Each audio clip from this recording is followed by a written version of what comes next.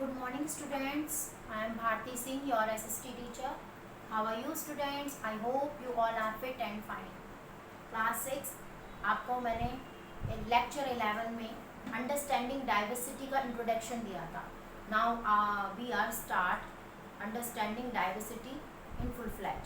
आप full fledge में इस चैप्टर को समझेंगे. What is the in this chapter, कि क्या है इस चैप्टर में. ठीक है, अब सबसे पहले तो अंडरस्टैंडिंग डाइवर्सिटी मतलब समझाया था. डाइवर्सिटी का मतलब क्या होता है उसको समझना है अपने को. विविधता. डाइवर्सिटी क्या होता है? विविधता. हर एक इंसान अलग अलग है. आप भी अलग हो, आपसे दूसरा, आपकी क्लास में दूसरा बच्चा है वो भी अलग है. तो सबकी थिंकिंग और सबके विचार, मतलब हर एक चीज़, और आपकी देखो शक्ल में भी कितना डिफरेंस, आपके फेस में भी कितना डिफरेंस है. तो यही चीज़ कि है डाइवर्सिटी होना बहुत ज़रूरी है, वरना हम सब एक जैसे नज़र आएंगे. हमारी जो है पूरी अर्थ सेम नज़र आएगी. तो इसलिए भगवान ने भी हमें डाइवर्सिटी दी है, मतलब कि अलग अलग विभिन्नता है हम लोगों में. कोई कैसा है, कहीं कल्चर कैसा है, कहीं पे रिलीजन कैसा है, कहीं पर रीजन कैसा है. तो हर एक चीज़ में ये हर एक जगह जाओगे तो डाइवर्सिटी मिलेगी. तो इसी चैप्टर को अपने को समझना है. ओके, अब हमें सबसे पहले तो ये कुछ टॉपिक्स हैं उनको क्लियर करेंगे हम, कि ये टॉपिक से रिलेटेड ये चैप्टर है कि डाइवर्सिटी किस किस आधार पर हो सकती है, बेसिस क्या होने चाहिए. सबसे पहले रीजन. रीजन होता है क्षेत्र. क्षेत्र का मीनिंग है कि आप कहीं पे भी जाते हो, देखो कहीं पर तो फ्लैट एरिया मिलता है, कहीं पर माउंटेन मिलता है, कहीं पर आपको मतलब स्लॉपिंग मिलती है. स्लॉपिंग मतलब इस तरह से जैसे हट होती है ना, जैसे पहाड़ों पे से जब बर्फ़ गिरती है, पानी गिरता है तो वो डायरेक्ट नीचे आती है. तो मतलब हर जगह पे अलग अलग रीजन है. रीजन मतलब हर एक जगह का अलग अलग क्षेत्र है. तो क्षेत्र के हिसाब से भी हम लोग क्या है, डिवाइडेड है, बटे हुए हैं. फिर दूसरा है रिलीजन. रिलीजन मतलब होता है धर्म. धर्म के हिसाब से भी बटे हुए हैं. आप जानते ही हैं कि हमारे इंडिया में अलग अलग धर्मों के लोग रहते हैं. हिंदू भी रहता है, मुस्लिम भी रहता है, सिख भी रहता है, ईसाई भी रहता है. हर अलग अलग धर्मों के लोग. रिलीजन होने की वजह से हम अलग अलग अपने फेस्टिवल्स को सेलिब्रेट करते हैं, और जिसकी वजह से डाइवर्सिटी आती है, जिससे ही लाइफ में क्या होता है, थोड़ा एन्जॉयमेंट होता है, वरना लाइफ कैसे हो जाएगी, बोर हो जाएगी. दूसरी तीसरी चीज़ है अपने कल्चर. कल्चर क्या होती है? हमारे कल्चर माने हमारी संस्कृति. संस्कृति माने आपके संस्कृति में क्या है, बड़ों का आदर करना है, और आपको क्या क्या ड्यूटीज़ होनी चाहिए, क्या क्या मतलब कल्चर क्या क्या है. आपके खाने का कल्चर अलग है. तो ये कल्चर का मतलब यही होता है हमारी संस्कृति कैसी है. ठीक है. फिर है लैंग्वेज. लैंग्वेज में भी आप जानते ही हैं, आप अलग अलग स्टेट्स में जाते हैं तो आपको अलग अलग लैंग्वेज देखने को मिलती है, सुनने को मिलती है. ठीक है. आप जाएंगे महाराष्ट्र में जाएंगे तो मराठी मिलेगी, है ना. राजस्थान में जाएंगे तो भी थोड़ी बहुत हिंदी और थोड़ी बहुत राजस्थानी लैंग्वेज मिलेगी. तो मतलब जिस जिस स्टेट में जाओगे आपको तो लैंग्वेज का भी आपको अंतर पाया जाएगा. तो वो भी एक डाइवर्सिटी है. फिर है क्लॉथ्स. क्लॉथ्स मतलब पहनावा. पहनावे में भी हम लोगों को डाइवर्सिटी देखी जाती है. आप जहाँ कहीं पे भी जाओगे, कहीं पर साड़ी पहनी जाती है, कहीं पर राजस्थान में घाघरा चोली पहनी जाती है. मतलब हर जगह जाओगे तो आपको अलग अलग क्लॉथ्स का जो ट्रेडिशन है वो मिलेगा आपको. ठीक है.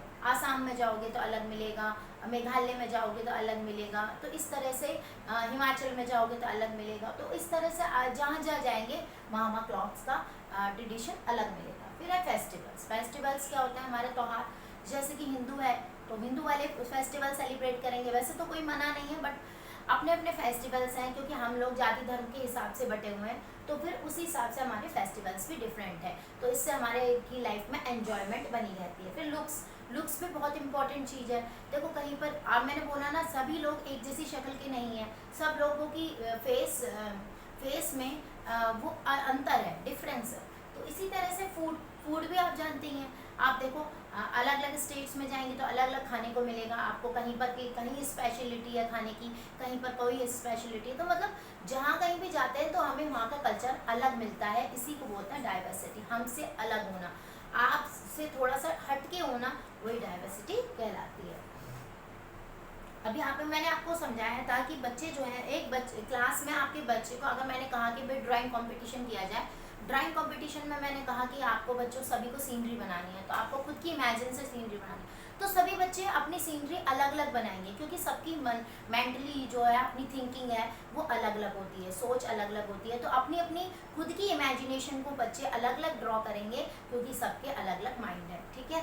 तो तो यही चीज़ है, ये चैप्टर में हम डाइवर्सिटी का मेन जो थीम है वो यही चीज़ है कि डाइवर्सिटी मतलब होता क्या है। अब हम आगे कुछ चैप्टर में पढ़ेंगे कि डाइवर्सिटी कहाँ तक, अब मेकिंग फ्रेंड्स बनाने के लिए भी बोला गया है कि जैसे कि आपने बोला फ्रेंड्स, एक इसमें स्टोरी भी है, बहुत अच्छी स्टोरी है, जब आप पढ़ोगे तो आपको बहुत मज़ा आएगा। दो बच्चे हैं जिनका सेम नाम है और सेम नाम होने की वजह से बट उनमें डिफरेंस है, मतलब दोनों ही अलग है बट नाम सेम है।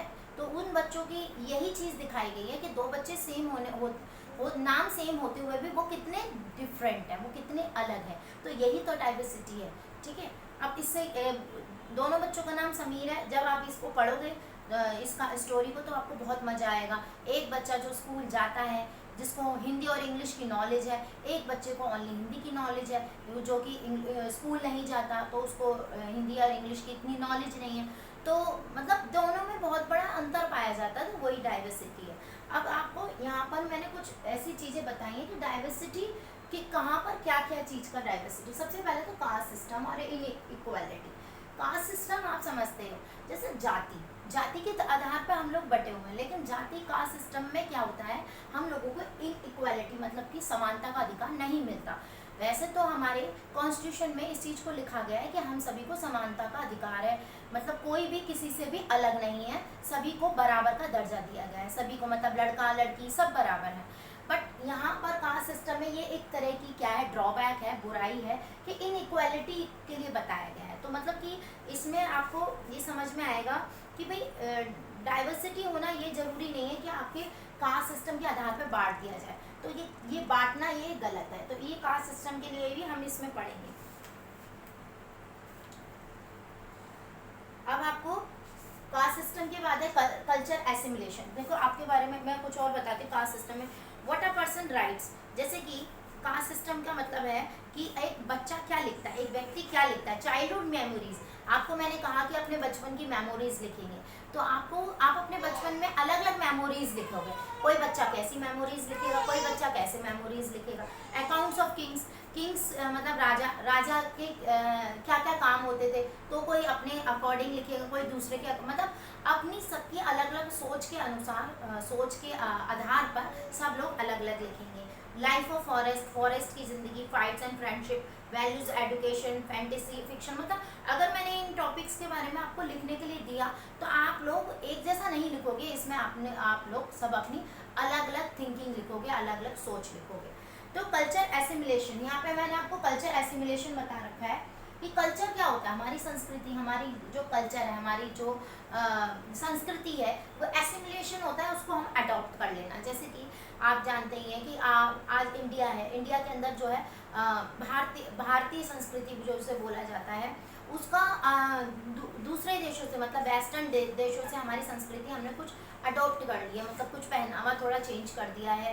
तो वो मतलब थोड़ी थोड़ी हमने अपनी वहाँ की कल्चर को थोड़ा थोड़ा अडॉप्ट कर लिया, वहाँ क्या क्या चेंजेस हुए हैं उस चीज़ को अडॉप्ट कर लिया। तो ये करना भी बहुत ज़रूरी है, कल्चर एसिमिलेशन बहुत ज़रूरी है। जैसे कि आपको एसिमिलेशन मतलब किसी चीज़ को प्राप्त कर लेना। ट्रांसपोर्ट, जैसे कि आप देख सकते हो आज के टाइम पे बस, एरोप्लेन, ट्रेन, फ्रॉम शिप, मतलब हर एक चीज़ है। बस भी अवेलेबल है, एरोप्लेन भी अवेलेबल है। तो ये कैसे हुआ? ये हम लोगों ने सभी ने अपने माइंड से अलग अलग सोच के क्या किया है, हमने ट्रांसपोर्ट के लिए एक अच्छा तैयार किया है, ट्रांसपोर्ट का एक अलग मैनेजमेंट तैयार किया, जिससे हम लोगों ने सभी ने उसको अडॉप्ट किया और आज हम लोग कैसे हैं, आगे टेक्निक की तरफ जा रहे हैं। तो अभी इसी तरह moved due to feminine drought, trade, job, war. हम देखो एक जगह से दूसरी जगह क्यों जाते हैं, हमारे पास बहुत सारे रीज़न होते हैं हम एक जगह से दूसरी जगह जाने के लिए। जैसे कहीं पर सूखा है तो अपने को पानी के लिए कहीं जाना पड़ेगा, ट्रेड के लिए जाते हैं हम, व्यापार करने के लिए, जॉब के लिए जाते हैं, अच्छी की जॉब के लिए। तो इस तरह से मूव भी करते हैं हम लोग।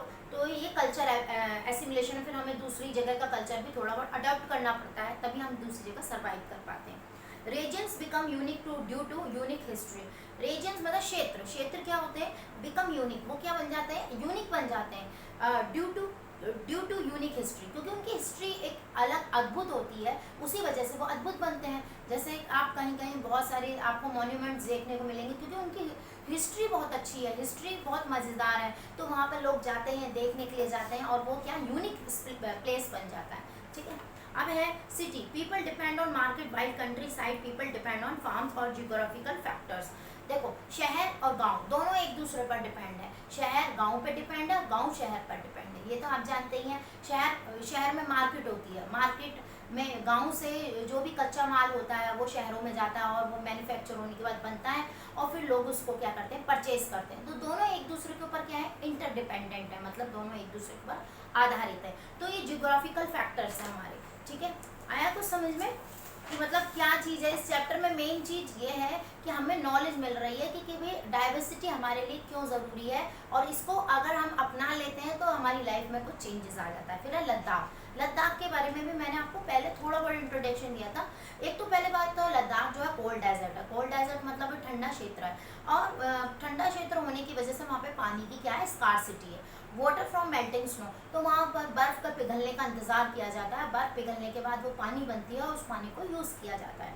शीप पश्मीना शॉल, और फिर क्या किया वहाँ पर मेन जो ऑक्यूपेशन है वो व्यवसाय है वहाँ पे, तो वो शाल बनाने का, क्योंकि सर्दी बहुत पड़ती है तो ऑक्यूपेशन की वजह से वहाँ पे शीप से क्या पश्मीना शॉल आपने सुना भी होगा, कभी आप जाएंगे लद्दाख तो आपको लद्दाख की पश्मीना शॉल बहुत फेमस है।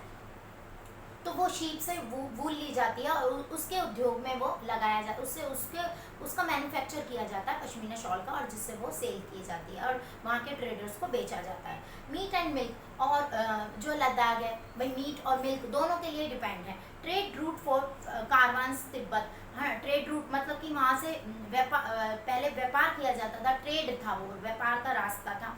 कारवान्स आते थे तिब्बत से, टेक्सटाइल जहाँ से कपड़ा खरीदा जाता था, और स्पाइसेस, मसाले और सिल्क, ये सब चीज़ों का यहाँ से व्यापार किया जाता था, लेने आते थे लोग। बुद्धिज्म एंड इस्लाम, और वहाँ के लद्दाख में धर्म के हिसाब से बुद्धिज्म और इस्लाम इन दो का ही आपको वहाँ पे कल्चर मिलेगा, मतलब कि ये ही दो धर्मों का वहाँ पे फेमस मिलेंगे, बुद्धिज्म बुद्ध धर्म और इस्लाम का धर्म। और है रिच इन सॉन्ग्स और पोइट्री, वहाँ पर मतलब कि लद्दाख पहाड़ों पर है तो पहाड़ों के में गाने रिच, मतलब कि वहाँ के सॉन्ग्स और पोइट्स कविताएं इसी तरह लिखी गई हैं जो कि फेमस है बहुत ज़्यादा। तो लद्दाख की भी अपनी एक स्पेशलिटी है कि लद्दाख के अंदर क्या क्या अपने यहाँ से लद्दाख में क्या क्या डिफरेंस है। तो हर जगह हम जाते हैं वहाँ डाइवर्सिटी देखने को मिलती है, विविधता देखने को मिलती है, और ये बहुत इंपॉर्टेंट है लाइफ में। अगर हम डाइवर्सिटी के हिसाब से नहीं चेंज करेंगे तो हमारी लाइफ में कोई भी एंजॉयमेंट नहीं रहेगी, हमारी लाइफ बोर हो जाएगी। फिर आपको केरला की तरफ ले चलती हूँ मैं। सराउंडेड बाई सी, आप जानते हैं केरला के चारों तरफ क्या है, सी है, समुद्र है। तो पीपर cardamom and paper cardamom and cloves, आप जानते ही हैं कि केरला जो है समुद्र के आसपास घिरा हुआ है। तो यहाँ पे ब्रिटिश जमाने में यहाँ पे क्या आज भी यहाँ पे ट्रेड होता है, बाहर से लोग आते थे, ब्रिटिशर्स बाहर से आए यहाँ पर, जो कि पोर्ट था वहाँ पर रुके और वहाँ से व्यापार चालू किया। यहाँ से क्या ले जाते हैं, पेपर, काली मिर्च, कार्डमम, दालचीनी और क्लॉव्स मतलब लौंग, ये मसाले लेने आते थे। तो इसी तरह से आपको मैंने बताया था कि भाई किस तरह से पेपर, कार्डमम और क्लॉव्स लेने के लिए ये लोग व्यापार किया करते थे। फिर जाब्स एंड अरेब्स कम फर्स्ट, यहाँ अब सबसे पहले कौन आए थे, जाब्स एंड अरेब्स आए थे, अरेब्स। और स्प्रेड ऑफ द क्रिश्चियनिटी, इन्होंने क्या फैला दी यहाँ पे, क्रिश्चियनिटी फैला दी, मतलब कि ईसाई धर्म फैलाया। और इबन बतूता की बात है, wrote about life of Muslims, एक इबन बतूता था जिसने किसके, मुस्लिम्स की लाइफ के बारे में लिखा, ठीक है। वास्को द गामा, ये कौन थे जो अपने आए थे, कहाँ से आए थे, पुर्तगाल से आए थे। इन्होंने भी हमारे भारत को पूरा ट्रेड किया, पूरे भारत में सर्च किया कि कहाँ पर कौन सी चीज़ है, वास्को द गामा, ठीक है। ये कहाँ से आए थे, पुर्तगाल से। फिर है फिशिंग नेट्स, आपको फिशिंग नेट्स का बहुत है, चाइना से फिशिंग नेट्स आती है, क्योंकि समुद्र के अंदर पास में पड़ता है, ये समुद्र इसके पास में पड़ता है चाइना के, और यहाँ पर फिशिंग करने के लिए नेट्स की ज़रूरत होती है। तो नेट्स कहाँ से आती है, चाइना से ट्रेड की जाती हैं। चाइना वाला यूटेंसिल्स टू फ्राई, और इसको बोलते हैं चीना चटी, चीना चटी के नाम से यहाँ के बर्तन को जाना जाता है। और फिशिंग नेट्स कहाँ से आती है, चाइना से। और वहाँ पर खाने में क्या की चीज़ यूज़ की जाती है, राइस और फिश यूज़ की जाती है। तो हर एक चीज़ में इन्हीं के बेस को लेकर हम लोगों ने हर जगह पे, हम कहीं पे भी जाएंगे तो इस बेसिस को लेकर हर जगह डाइवर्सिटी पाई जाएगी। तो यही इस चैप्टर में है, जो कि मैंने आपको पूरा चैप्टर के बारे में समझा दिया। अब आपको अभी इस चैप्टर को बहुत अच्छे से रीड करना है, और रीड करने के बाद आपको बहुत अच्छा मज़ा आएगा पढ़ने में चैप्टर, और आप लोग समझेंगे कि डाइवर्सिटी हमारे लिए क्यों इम्पॉर्टेंट है। ठीक है, अब मैंने आपको पूरा चैप्टर कंप्लीट करा दिया है। देखो लास्ट में India's national anthem composed bye Rabindranath Tagore, ये जानते ही हैं। Is another expression of unity of India, एक इंडिया को बांधे रखने के लिए यूनिटी, एकता है, मतलब हम लोग डाइवर्सिटी होते हुए भी सब लोग एक है। और in what way does the national anthem describe this unity, मतलब कि कौन सा ऐसा तरीका है, इन वट वे कि भाई नेशनल एंथम को डिस्क्राइब किया जाए यूनिटी होते हुए, एकता के होते हुए, सभी लोग इसके बारे में जाने। तो भाई ये चैप्टर है, बहुत अच्छा चैप्टर है, इसको आपको you have to read carefully, इस चैप्टर को पढ़ना। और आपके नेक्स्ट PDF में इस चैप्टर की भेजूंगी क्वेश्चन आंसर, और आपको कुछ समझ में नहीं आया तो आप लोग मुझे दोबारा से कुछ बोल सकते हैं, स्कूल में बोल सकते हैं कि क्या प्रॉब्लम आई। तो students, thank you so much.